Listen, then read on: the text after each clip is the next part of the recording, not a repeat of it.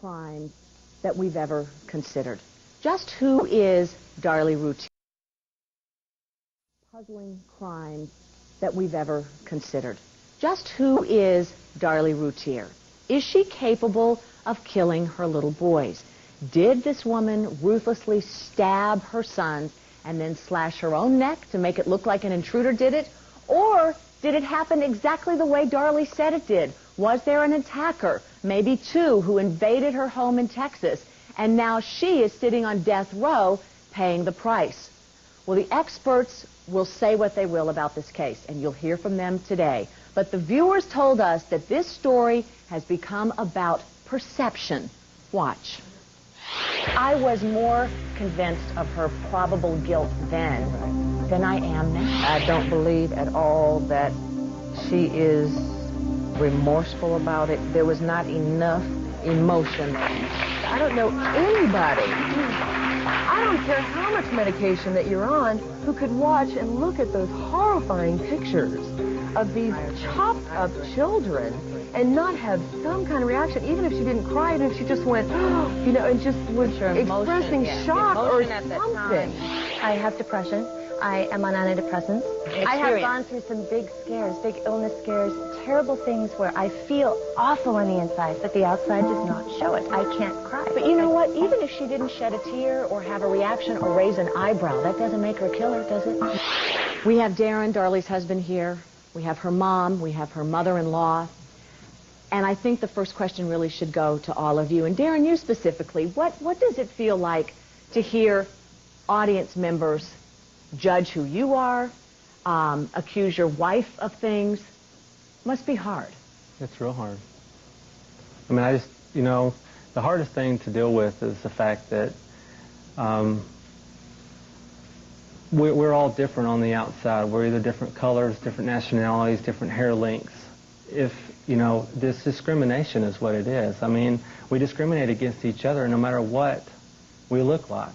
It's just almost our natural ability to be able to just judge someone for what they look like and know nothing about the person that's inside or where they've come from or what they've been through and their experiences. You all are paying a horrible price, an unthinkable price. These two little boys, these beautiful angels are gone from your life. And every shred of your life as you knew it is now different. It's gone. The woman that you loved and still love is behind bars, a convicted murderer. You, your job, you were living in a beautiful house. You had things. She had jewelry. You had the hot tub. You had all of that going for you. Now that's gone. And yet your love for her is as strong as ever? It is. When you all go to see her, when you go see your little girl, what's that like? It's real difficult because you try to give her hope and encouragement, but so many times she'll want to talk about Devin and Damon, and you know, that's difficult for her because she's so confined in there, and if she dwelled on that all the time, I think it would just drive her insane. I think she has to put that somewhere. But so many times when we go in to see her, we leave feeling more encouraged because she encourages us. Does she believe that she will get a new trial and she'll have a chance to say her piece, Cyrilda? We were so sure that she would not be convicted the first time. And when it was all over, the first time I visited her, I said, let me understand it. How can God let us down? And she said, you know, Mama, I guess it wasn't enough for me to be accused of this crime. I guess I had to be convicted. But being convicted doesn't make me guilty. And if they kill me, it doesn't make me guilty. She said if they killed her, she would be there with her sons, yes, Damon and Devin. She said, I'll be there with them. I don't want that to happen, but that's the worst that can do to me. Well, there are also reports that the court reporter's life is being threatened, all kinds of high drama continuing to escalate in this case that started there. We'll get to all the new evidence, and we'll tell you about the court reporter in just a minute. I want to read to you from a book called Precious Angels, and I'll tell you why. The woman who wrote this book is on my stage.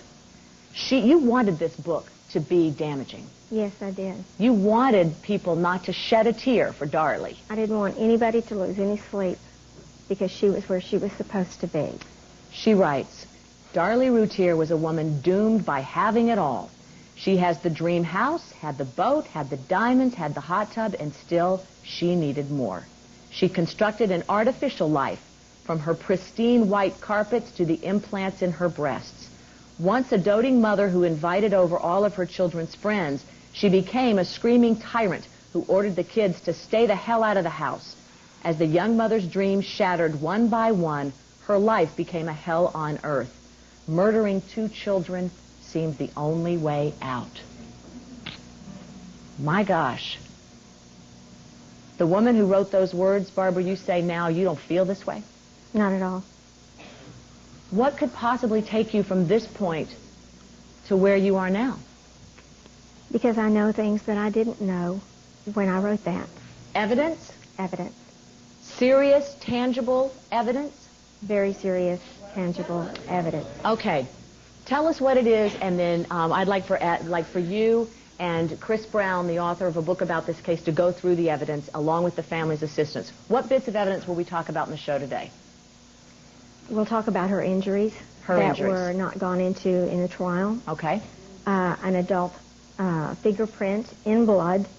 That did not match Darlie or Darren. But was consistent with her story. Other evidence that was mishandled or hidden.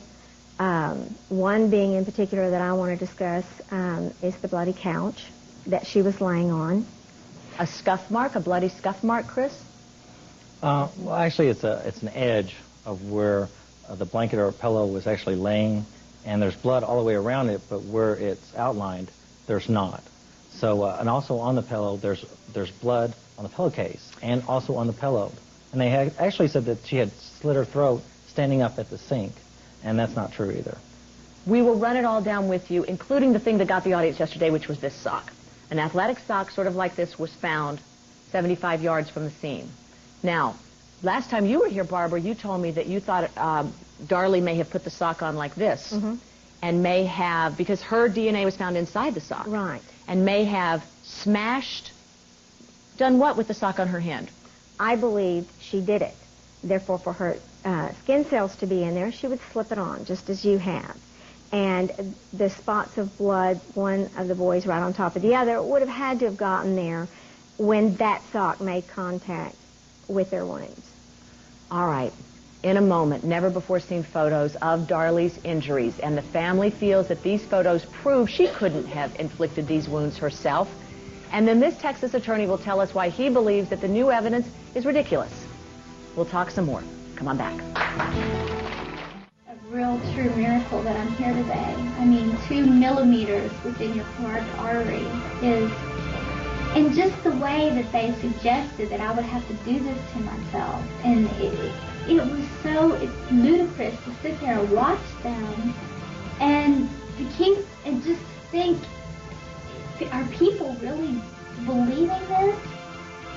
Apparently, Darren, the jury did believe it. They thought that she set this crime scene, that she cut herself to make it look like there was an intruder. We've talked before about your wife's emotional state, and there was this note that has been called a suicide note where she's writing to the 3 boys and saying, "Forgive me for what I'm about to do." What was her state of mind? There was another note that she was writing in her journal that she'd written about you and your relationship. She said, "I love Darren with all my heart, but sometimes I feel like I'm missing something, the things I used to do when I was younger." She talks about her responsibilities. Well, I never read her diary. That was her private thing, and I mean, I figured that, that was information that was between her and her diary. Were you shocked when you found out about that journal entry? Yeah, I was. I knew about the journal entry. She called me that day. She was blue. She was tired. She wanted, me to come home and to help her with the kids. I left the office, went home. I saw that she was writing in the journal. We cried. I got mad at her for feeling those type of thoughts. That was the first time that I ever knew about the journal. We cried about it. I told her that this was very selfish of her to even feel this way. And then after that, everything was fine. I mean, we never talked about it again. It wasn't like we were just suppressing it. It was just that it was like a phase. It was a moment, And it was Darlie telling me that I need to help her a little bit more than what I had been, because I was spending a lot of time at work. And 3 children are a lot of work. I mean, you know, it's a lot of work for 2 people. And how many people haven't thought about this maybe in a fleeting moment? I mean, if you're really honest about it, there are a lot of people in the United States that are on medication for depression. Well, maybe someone who's being medicated for depression would be dealing with some emotions that we can't really experience. But it was a contemplation. It wasn't an attempt. You know, you said, Darren, you've been quoted as saying you understand why an intruder may have come into this house basically and targeted your wife. The quote was, she's a good-looking woman. She's beautiful. I mean, look at the photos. I mean, you said she had a beautiful body and she had, I think, big breasts was the quote. Yeah, she did. And I've been mocked for even saying that. It's the truth. I mean, she's a 36 triple D. And, you know, even you know, Darlie is a very beautiful woman. I mean, men and women, both of them. You go into the mall, I mean, they just turned their heads. I mean, they just... It was almost like people were just like mesmerized by her when they saw her. So did someone come in then to rape her, to sexually assault her? I don't think that was the intentions. And you said earlier that nothing was stolen. Well, my 2 boys were stolen from us.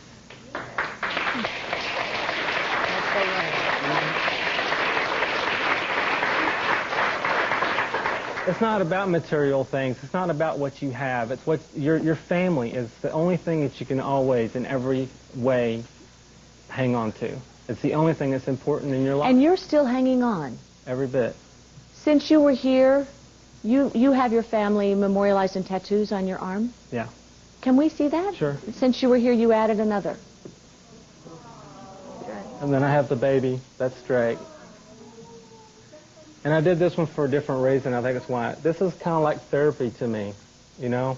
After the boys were murdered, I had the boys' picture put on there as a memorial, but also to remind me that I was still alive, for me to feel even the pain is a feeling. When you're numb for so long, going through the grieving process, it's very difficult to deal with. Oh, I can't even imagine. I'm sure.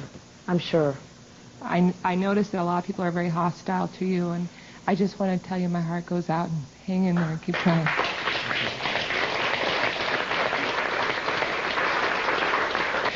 You're right. There are a lot of people who've been very hostile. There's still a lot of people who say this is all a show, that they're not facing the facts, that they're in denial. But there are others like Barbara Davis who've changed because of the evidence. So when we come back, let's go through it bit by bit. Be right back here.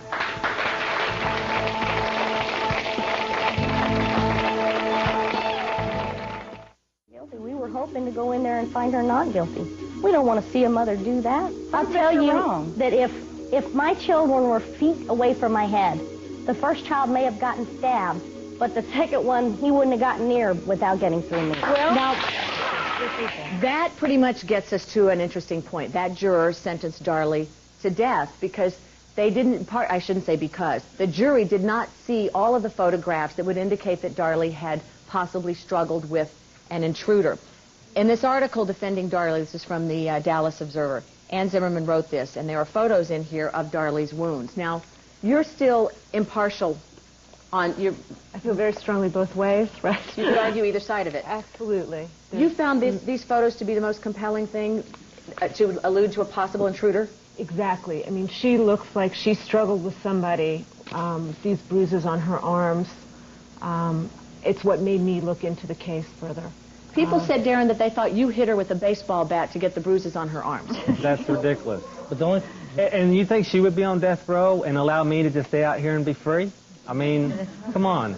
Well, besides, if it was baseball, it would have been, you know, a whole, you know, we're talking about, she was bruised from here all the way up into her breast area. That's because the prosecutor couldn't explain the bruises to Chris, go up here and let's look at the photos. Could we please? I want to show them on the big screen for the audience here. The bruises were actually on both arms. And also, the time factor involved is that the police picked her up. Here is the cut on her neck that came 2 millimeters from her carotid artery. Here's the stab wound down here. Go on to the next frame. Now, hang on. Stay there for a second, because let's say that you cut yourself, and she's right-handed. She has a knife in her right hand. Would that be the angle, or would it be the angle of someone around your neck coming up right this way? Now, she was stabbed in the arm, so you have to remember, she stabbed herself with the arm. She would have to switch hands, stab herself in the shoulder, and then she'd have to cut her throat. Come on. Get real. Okay. People are out here saying she could do that. Okay, now remember. You said nope, you don't have a problem with this. Okay. I don't have a problem with thinking that if she was stabbing her own children, that could be kick marks on her arms that they were fighting. From a 40-pound baby. Okay, I'm there's sorry, 40-pound baby. There's also bruises. Ready to die? Yes. Ma'am, there's also bruises on her wrist, right here, that are it's in the carpal area, to where a kick would actually do that from both sides. Well, see, that's another point, too. I believe, just like you do, all of those things could have happened. And, in fact, I espouse them in my book because they are plausible. It could have happened, okay? But the injuries I did not see are the ones that really troubled me, that he's beginning to talk about. Now, this photo here actually goes all the way up to her wrist. Now, this is a tight photo of it, but it actually goes all the way down to her armpit. And it goes from here all the way to here, and then on her other arm, it goes from here all the way under. So, Barbara, you're saying these wounds were more compelling to you? Go ahead, Shirley. Well, I was just saying, you know, they're just so extensive. You know, you just can't, it's not one of those photos, it's all of them. You have to look at all of them. Look at Chris. Now, well, the thing is, they were compelling, and my question is this. Why didn't the prosecutor show them? Because they couldn't explain them either. Right. Phil, you're an attorney. Why didn't the prosecutor show them? There's no new evidence in this case. All of the evidence, in fact, everything that's in Chris's book is from what he took from the court records. The judge let him make copies of all these pictures. But the jury didn't get to see it all. Well, the jury may not have chose to see them, but the same problem is the defense attorneys... Well, no, listen. All of this is in the evidence. The problem here is this is not new. This is not new evidence. Well, we haven't got You're convinced? Yeah, we haven't gotten there yet, Bill. Just hang in there with us. I just don't think that he's leaving out parts of what really happened. I mean, if there are 900 photos and only 400 is shown, and the defense objects to that at the trial, it's not because the jury chose not to see them. It was because they were not given the opportunity to see them. Right. And that actually goes back with the surveillance tape. The judge allowed the surveillance tape not to be seen because the lead detectives did take the fifth. Listen to this. We talked about photos that were not shown. We talk about a transcript that may not have been accurately delivered to the jury. Well, there was an anonymous letter that was sent from jail to a district judge that reports convicted killer Darlie Routier said the court reporter who prepared the trial transcript will be killed if Routier's appeal is not successful. Someone is going to kill the court reporter if she does not falsify her records, so she'll get a new trial. The court reporter's life is in jeopardy if you, the court, make her verify the accuracy of the court records.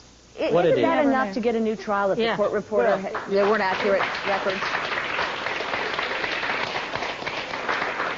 It very well could be, and probably, Leeza, in all candor, the best issue in this case right now from an appellate standpoint is this transcript aspect of it. The question is, we come out here, and before I came out, y'all were talking about her taking the fifth about not having any tapes, when in fact she did. That doesn't play into your hand as defending her as far as this is concerned, because if the tapes exist, then there's not going to be that issue for a new trial. But the issue is this. The jury asked to see Darren's testimony.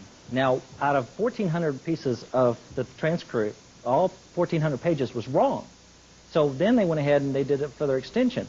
Now, the jury asked to see his testimony, and if everything's wrong, I'm not arguing with you about that. Then they can't take the jury back and say, oh, by the way, we want you to look at this again. I'm not arguing with you about that. I'm saying your argument now that there's something to do with this court reporter by taking the fifth when she really did have the tapes doesn't help your position at all. No, it doesn't. If the tapes are there, that's only going to hurt your position, because then you are going to have a transcript. That's not right, but the tapes prove that the transcript is wrong. Is wrong. So you don't have the information. Arbitrarily typed in what you want. The audio tapes prove the transcript. You know what's not admissible? What's not admissible at a trial, of course, are polygraph tests. But there were polygraph tests given to both Darlie and Darren. We'll talk about the results of that right after this. Stay put.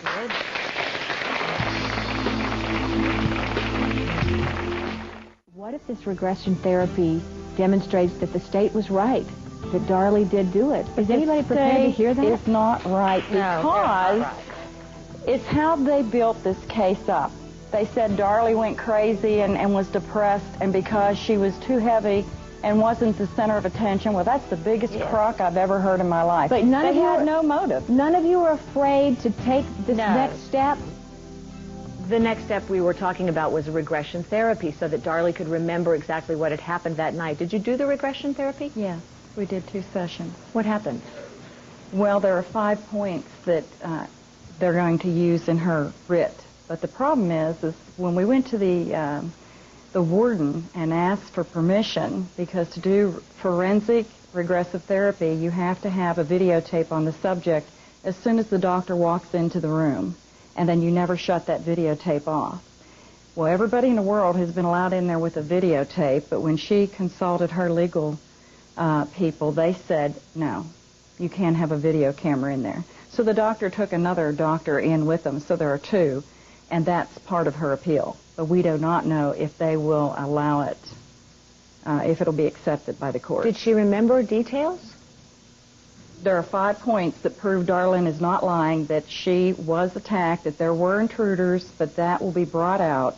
If there's a new trial? No, it'll be brought out, hopefully, in the appeal. Or if we may not have to have appeal if it's overturned with this court reporter. Okay. Barbara, the whole audience is saying, and they're absolutely right, we want to know what it is that caused you to turn on this, because you were as far in the place of guilt as you could possibly be. Right. Go. Right. Some of the very first witnesses in this trial that the state brought out were the doctors and nurses that tended to Darlie. And I was interested in what they had to say. And they told me that she was unemotional and cold and uncaring. They said she looked at the corpse of her son in the trauma unit and had no response. Right. And one of the things that had an impact, and it wasn't just one thing, it was thing after thing. One of the things was when I saw the focus notes that these nurses keep. What did the notes say? Well, I brought some here to read to you. Because that was very damaging. They said she didn't want to hold baby Drake. Exactly.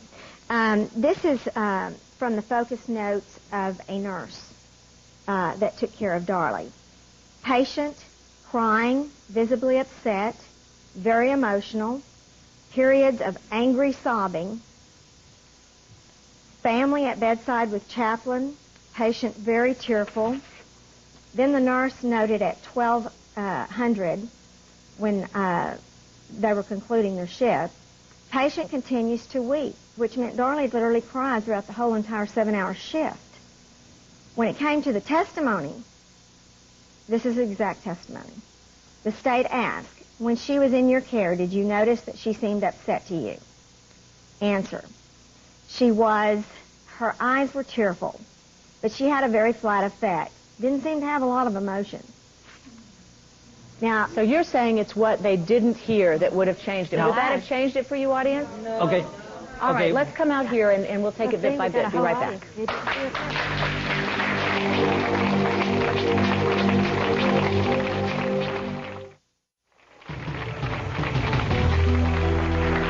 The audience told me that you were persuaded to think more favorably of Darlie after hearing the nurse's notes. Yes. Most people were. You're still saying no? No, because it still makes her look bad because she wasn't showing that much of a remorse. But he doesn't understand. She didn't do anything. She didn't understand that the nurses lied. Make her Yeah, but this is a great example of being able that the jury didn't know this. They only saw and heard what they were told. They didn't know before, and they were shown the focus notes, but they didn't really follow it. They didn't. It was kind of complicated to go over, and what they were also told and what they knew was that they had a brainstorming session before the district attorney with all of the nurses in the same room. They showed them all the evidence and said, hey, Chris, that happens in every prosecution. In every case. Isn't that something? So tampering with witnesses is something that... Well, it did happen on our side. I don't know about you, but I would have a problem with that. Yeah, they did do us that way. If that was the case, then why don't they just let everybody sit in the audience as they do the court, but instead they take all the witnesses out and bring them in one at a time so they don't know what the other one is saying. Chris, I've been doing this for 25 years. I have personally tried 13 death penalty cases. This is not my first rodeo. for you to sit here and think that there's something unusual of getting everybody in the room, Texas, getting everybody together, or the defense lawyers for that matter, all the witnesses together. That's just the way. Have them change their mind. Out of what they wrote 2 days after what happened. I'm not suggesting that you suborn clergy. Let me ask this. I want to ask Barbara something real quick. 10 years, better than 10 years she worked for the district attorney's office. Barbara, on how many occasions in the 10 years you worked there were you a part of a conspiracy with the police department, the district attorney's office, the judge, and the defense attorneys to put somebody on death row? Yeah, a victim's advocate. To believe this, you would have to believe. So her role would be a very big one. I'm so shocked by all this. To believe this, you'd have to believe that the Rowlett Police Department, we do, that the district attorney's office is one of the largest DA's offices in this country. Everybody involved on the defense team, I guess, because they didn't do their job, and a district judge all colluded together to put a housewife on death row for killing 2 kids. But wasn't there tremendous pressure to solve this case? There's tremendous pressure to solve all cases. But what they do, Leeza, is they did in this case is this crime scene was contained. There was nowhere else to go. Well, now you guys feel, talk about that. Talk about the contamination. These things do not happen in a sterile vacuum. You've got 2 kids that one's dead and one's dying on the floor. Now, I've listened to you. The police don't make mistakes. Sure, is that they what do. you're saying? Sure, they do. There's nobody representing more police officers. Absolutely. They're human. But what you don't do is you don't about a crime scene that people have walked through when you've got victims in there and potential other intruders at that point in time, and the police are doing their jobs. The paramedics are doing their jobs. The police are doing their jobs, and they're trying to save any life that they can. You don't worry about whether you're moving a table or contaminating the crime scene. That's secondary to the preservation of human life, and that's what happened here. Let's look at this fingerprint. Okay. All right, here's a fingerprint that did not match Darlie. What was interesting about the evidence was that there was 14 fingerprints found in the home. 2 of them were in blood, and what they did was they said that it wasn't enough to run, so they didn't run them. And my experts say Chris, why? 8 and 12. The defense attorneys have the right to do that. I understand that. However, they didn't. Now, the thing is that the Plano Police Department was, there's a gentleman there that was asked to see if they matched Darren or Darlie's fingerprints, and they didn't. Okay? Now, he never spoke to the defense. I spoke to him, and he's on the chain of custody. Now, here's the other one that was on the table. In the trial, now the reason, in the trial, James Crone says this is a child's print. And the reason why he can say that is because they didn't fingerprint the boys during their medical examination, or in the coroner's office. They didn't fingerprint the boys at all. They have no idea. So, yes, he can say that this is a boy's Bill, print. could that have been an intruder? The fingerprint, could that be These fingerprints are so high up on the door of what you saw over the intruder went out. It could boys support reach up that high. It could support any theory that anybody wants to believe, I guess. That's the bottom line. The bottom line is, though, is this jury in Kerrville that heard all the evidence, the credible evidence, the admissible evidence. This was available to them. It was available to the prosecutors. It was available to the defense attorneys, and they chose to not believe that evidence. That's a right of every jury in every case. And all across after 4.5 weeks of evidence, what they did was they went into the deliberation. It was 8-4. They rewound the silly string tape 9 times and then came up with a guilty verdict. And forget the 4 weeks of testimony. Out of what you saw earlier with the tape is pretty compelling. Now, here are the questions that were asked in the polygraph test, and when we come back, we'll tell you how they were answered by Darren, and we can ask him today, too. Did he know who placed a bloody sock down the alley behind the family's Rowlett home? Did he stab his wife? Could he identify anyone who attacked his children? We'll be right back.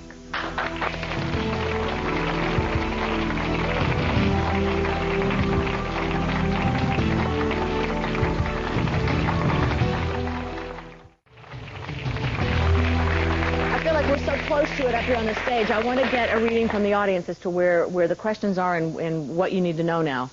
I was just wondering why the officer approaching the murder scene, knowing that somebody was leaving, they said that somebody was leaving that area, nobody we haven't talked about that. That's a good question. Waddell says, the first officer, that there was someone leaving the house when he arrived. Someone without a shirt on? He actually said it was Darren.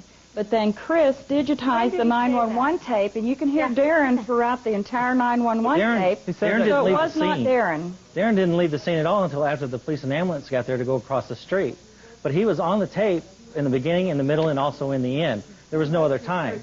He's the intruder. Truly, Wydell is the only one that really saw the intruder, and he walked away. Well, that's what we'd like to know. Who was this person? It seemed like out of all this time, they should have came up with somebody, a description of something, But you know, someone. it was never addressed in the trial. Well, there were no bloody footprints leading. That was another thing that looked bad for Darlie. Am I right that there were no bloody footprints leading out the back where she said the intruder escaped? Actually, there was. There was blood in the garage. Is that what this is, Chris?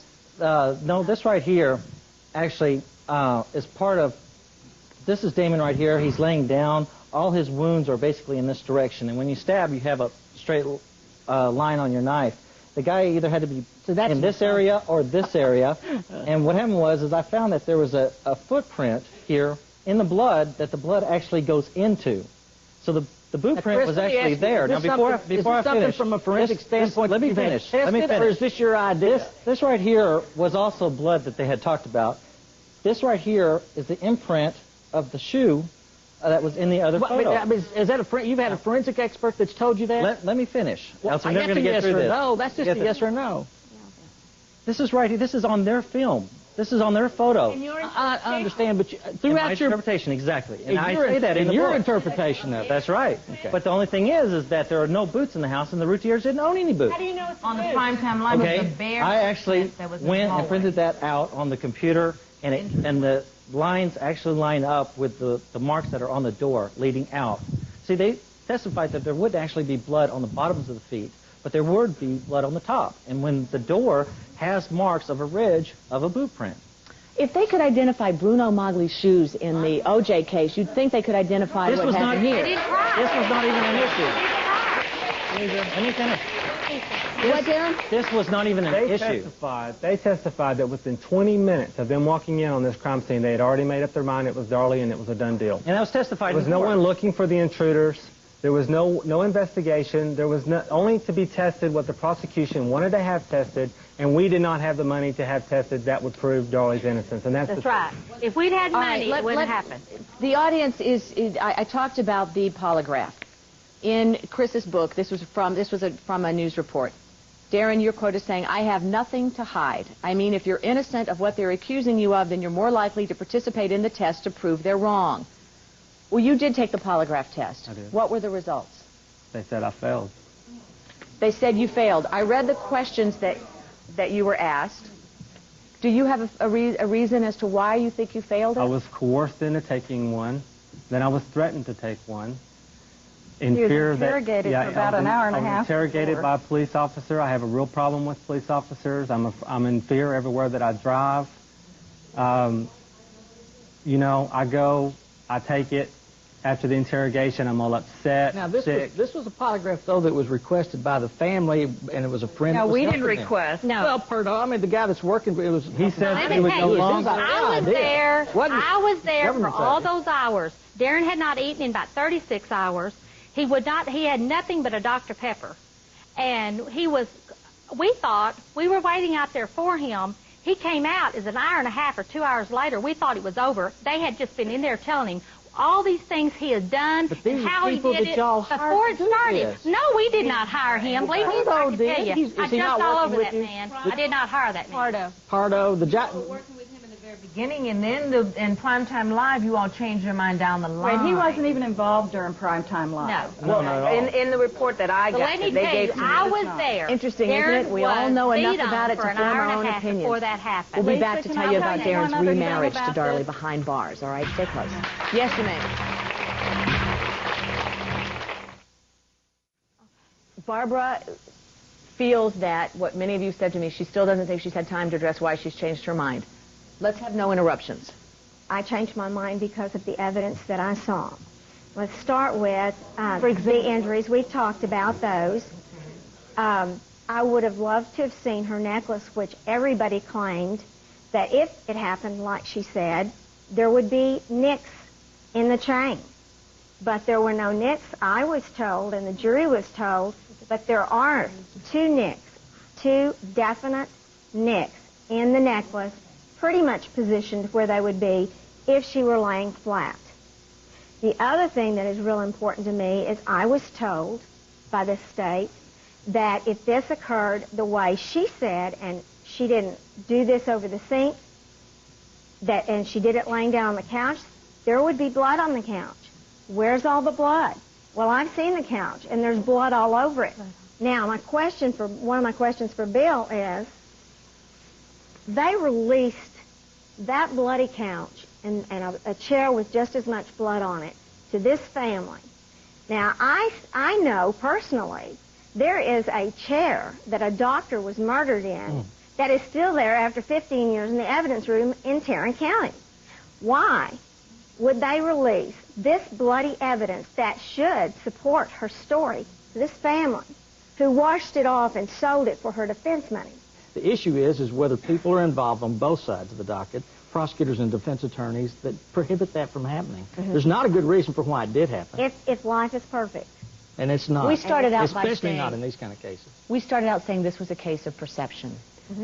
Tell me when we come back how your perception of who Darlie is has changed. Because even though you changed your mind on the case, you weren't prepared to meet the person that you met in jail when you went there to ask for forgiveness.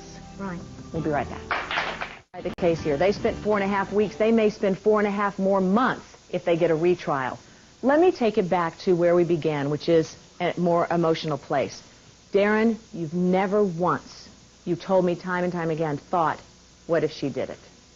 No. You're so committed to Darlie that you have renewed your wedding vows? Yeah, we had, even before all this happened to us, we had started talking about getting remarried on our 10th anniversary because our first wedding was real small. We spent a maximum of $50 or $500.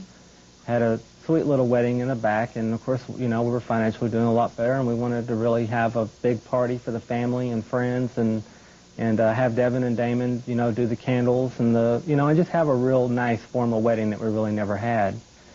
And instead, we had to put our hands up against the glass and just look at each other and say, I love you, and I want to be with you for the rest of my life.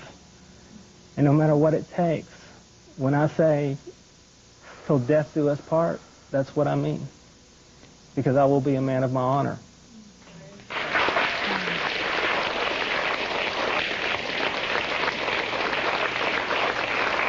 I know we have left you with a lot of unanswered questions. I also know as we say goodbye on this show that this family is probably going to leave once again with tremendous frustration because that's the nature of the death penalty case that their loved one is involved in. I also know there'll be another chapter. Chris's book, let me remind you of it once again, Hal, if you'll put it up on the screen. It's called Media Tried, Justice Denied. And I know that Barbara Davis is going to go home. When this show airs, a lot of people are going to be plenty upset with her. Yes, they are. We'll get some questions as we say goodbye with our thanks to all of you. Till next time. What?